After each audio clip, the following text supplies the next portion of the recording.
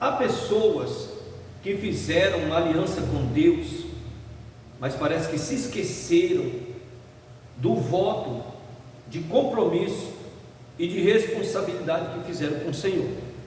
Olha, eu quero ler uma palavra junto com vocês, e essa palavra fala justamente de um tempo em que o povo do Senhor estavam se afastando dele, estavam desprezando a aliança, desprezando a comunhão, a intimidade, a ponto de muitos até se voltarem para deuses falsos, para idolatria mesmo, como está escrito aqui, no livro de 2 Crônicas, capítulo 15, versículo de número 1.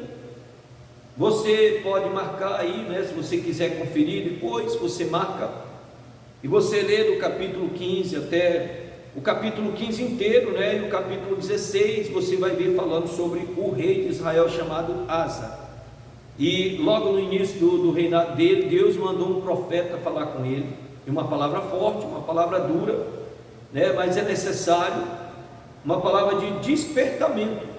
E aqui no versículo 1 diz assim, logo o título, eu vou falar o título, você pode conferir na minha Bíblia, revista e corrigida, fiel aos originais, diz assim: Asa abole a idolatria e renova o pacto com o Senhor, ou seja, renova a aliança com Deus,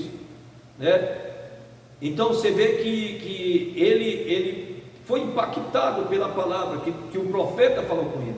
Ele não desprezou, ele levou a sério, ele entendeu, não, peraí, eu tenho que observar o que esse homem de Deus está falando. E às vezes tem pessoa que ele não está mais aí, para que os homens de Deus, então aquela pessoa que tem comunhão com Deus vai falar com ela. A diferença do espiritual para uma pessoa religiosa é o seguinte: a pessoa religiosa ela não tem muito aquela discernimento, não tem muito aquela comunhão com Deus, muitas vezes nunca teve um encontro com o Senhor. Ele é religioso, ele é supersticioso. Mas o espiritual é diferente. O espiritual, ele ouve a voz do Espírito Santo, ele ouve a voz de Deus. Deus fala com ele. E nós temos que prestar atenção. Por quê? Porque a Bíblia fala sobre a questão da apostasia dos últimos tempos, o afastamento das coisas de Deus. Muitos, eles se afastaram, eles deixaram, eles já não estão mais como antes, aquele compromisso, aquela responsabilidade. E isso é perigoso, porque o profeta chegou para ele, que no versículo 1, segundo Crônicas, capítulo de número 15, versículo 1 diz: então veio o Espírito de Deus sobre Azarias, filho de Obed, e saiu ao encontro de Asa e disse-lhe: ouvi-me, Asa, e todo Judá e Benjamim, o Senhor está convosco enquanto vós estáis com ele, e se o buscardes o achareis, porém se o deixardes vos deixará. Então você veja, é uma palavra muito forte essa palavra, Deus, muitos dizem, não, mas Deus é bom, Ele não vai me deixar, mas Ele está dizendo, se você deixar de buscar o Senhor, Ele também vai deixar você. Então eu preciso entender, eu tenho que continuar buscando a Deus, eu não posso parar, eu não posso de uma hora para outra, eu não quero mais saber negócio de oração, não quero mais saber de ler a Bíblia, eu não quero mais saber negócio de congregar, que tem muitos que eles falam que não precisa mais congregar. Então, mas no começo da nossa caminhada não era dessa forma, e desde o princípio não era dessa forma, do princípio da igreja. Jesus também, ele ia para o templo. Então por que conosco tem que ser diferente? Será que nós não estamos caindo talvez na cilada do inimigo? Porque quando esse profeta foi até Asa e disse: olha, se vocês buscarem o Senhor, Deus estará com vocês, mas se vocês deixarem Ele, Ele também vai deixar vocês. Uma palavra muito dura. E no versículo de número 3 diz: Israel esteve por muitos dias sem o verdadeiro Deus, e sem sacerdote que o ensinasse, e sem lei. E no versículo de número 4 diz: quando na sua angústia se convertia ao Senhor, Deus de Israel, e o buscava, o achava. Veja como Deus é, porque aqui estava acontecendo o povo até se tornar idólatra, adorar deuses estranhos. Isso é traição, isso é algo que gera, que desperta a ira de Deus. Imagina só. É como numa aliança, no casamento, por exemplo, aí aquela pessoa já não respeita o compromisso que ela assumiu ali diante do altar, diante de testemunho, diante do Senhor. Aí ela pega, não tem problema nenhum me envolver com outra pessoa. Ou seja, é semelhante à comunhão de Deus com as pessoas, como também esse tipo de atitude. Mas Deus, Ele é bom, Ele é perdoador. Quando as pessoas ali na angústia estavam angustiadas, isso é uma das consequências da ausência de Deus, o afastamento de Deus. Só quem perde é aquele que se afasta. Deus, Ele não vai mudar, Ele vai continuar sendo Deus. Mas a pessoa que ele começa com as ideias, não é preciso, não é necessário ele congregar, não é necessário estar orando todo dia, não é necessário estar lendo a Bíblia todo dia. Daqui um pouco, logo no princípio não vai sentir muita diferença, mas no decorrer da caminhada vai começar a sentir os efeitos do afastamento de Deus. E aqui um dos efeitos, angústia. O povo estava angustiado, mas eles estavam adorando outros deuses. Mas a angústia veio sobre eles, e eles oraram aqueles deuses agora aos quais eles estavam servindo, prestando culto, até oferecendo sacrifício. Mas a angústia não saiu. E aí eles entenderam: nós temos que ir para o verdadeiro Deus. O verdadeiro Deus, meu irmão, é Jesus Cristo. Jesus Cristo está escrito, 1 João capítulo 5, versículo 20. Jesus Cristo é o verdadeiro Deus. Esse é o verdadeiro Deus. E Jesus disse: vinde a mim, todos os que estáis cansados e sobrecarregados, e eu vos aliviarei. Então, no versículo de número 5 diz assim: e naqueles tempos não havia paz nem para o que saía, nem para o que entrava, mas muitas perturbações sobre todos os habitantes daquelas terras. Não havia paz, ausência de Deus, falta de paz. A paz vinda de Deus é fruto do Espírito. Comunhão com Deus gera fruto, o Espírito Santo gera fruto. Paz é fruto, amor, alegria e domínio próprio, mansidão. Tem pessoa que ainda não provou dessas coisas, ainda parece que ele não houve mudança, mesmo ele já tendo aceitado a Deus.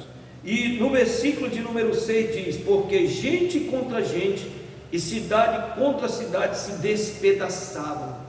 Estudando com o pessoal aqui na congregação, ele diz: porque Deus nos conturbara com toda a angústia. Estudando com o pessoal aqui na congregação, falando, muitas vezes tem dentro da igreja pessoas que se levantam contra as outras e querem despedaçar pessoas se for possível. No casamento, às vezes o esposo e a esposa estão tentando se despedaçar, se matar uns aos outros. E na família, às vezes os filhos se levantam contra os pais. Então preste atenção. Se você vê, como é que você está? Você está em paz? Você está tranquilo? Você está como? Angustiado? Está perturbado? Meu irmão, minha irmã, será que não é o afastamento das coisas de Deus? Será que você não está deixando o seu compromisso? Porque o compromisso com Deus está acima de qualquer coisa. É tão tanto que depois que eles falaram essa palavra, eles tomaram uma atitude até radical. No versículo de número 12, diz assim: e entraram no concerto de buscarem o Senhor, Deus de seus pais, com todo o seu coração e com toda a sua alma. Eles tomaram uma atitude: nós temos que buscar Deus com todas as nossas forças, nós temos que nos consagrar, tem que colocar nossa vida no altar do Senhor. E eles tomaram essa atitude. No versículo de número 13 diz: e de que todo aquele que não buscasse o Senhor, Deus de Israel, morresse, desde o menor até o maior, e desde o homem até a mulher. Olha só como eles entenderam: é hora de buscar Deus, senão a gente vai morrer. Se afastar de Deus, vai se separar dele. Essa separação, nós não vamos mais provar daquilo que é o melhor do Senhor.